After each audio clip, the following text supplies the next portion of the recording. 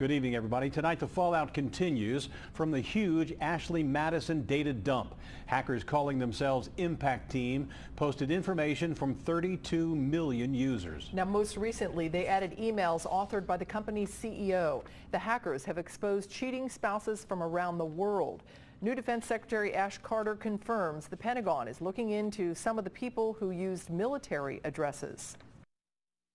Of course it's an issue because conduct is very important, and we expect good conduct on the part of our people. The hackers claim they are just exposing security flaws of a site that claims to be 100% discreet. Now, the hackers have dumped much of the stolen data on a part of the web that you've probably never heard of. It's called the Darkweb. A lot of people use it because it's harder to be tracked. And some of what goes on there will probably disgust you. Anjanette Levy takes a look at the Darkweb and how you can't get there with a simple internet search. Right, Anjanette? That's right, Rob. This is our station's website, and it's actually on what's called the surface internet.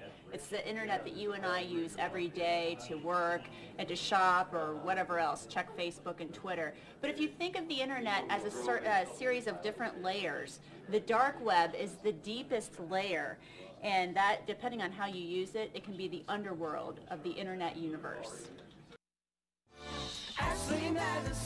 Ashley Madison's website promised it was 100% secure, but hackers proved otherwise, dumping millions of email addresses and names on the so-called dark web. The dark web is basically the hidden part of the internet that is not normally routable or accessed by regular computers. Katrina Biscay is a cyber incident response manager at UC.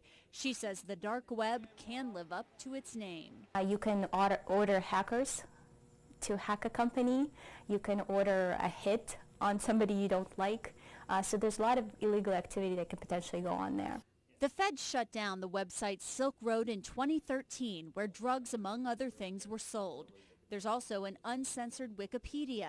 To access the dark web, you have to have the Tor browser. The allure? You can remain anonymous, and that's why hackers hang out there. As any technology, it could be used for good and evil. And I think people need to embrace technology. Bo Vahovanuk, head of cybersecurity at UC, says the Arab Spring is a good example of how the dark web was used for good, allowing people in a country subject to censorship the ability to get information and communicate. AshleyMadison.com exists because needs often become neglected. But for Ashley Madison, the dark web has become part of the site's worst nightmare. The likelihood of hackers being caught is very low, and even if you do identify exactly who did it, chances are the individuals located in countries that don't have extradition or anything like that. And again, the experts say it's all in how you use the dark web, whether you're using it for good purposes or bad. There are good ways to use it. You can access any website from the dark web, but you have to be careful, just like with anything else, on what you click on, because you could get a virus or spyware, but you can also face those challenges on the surface web. Rob? And Jeanette, thanks very much. You may be curious about the names and email addresses hacked from Ashley Madison and who isn't.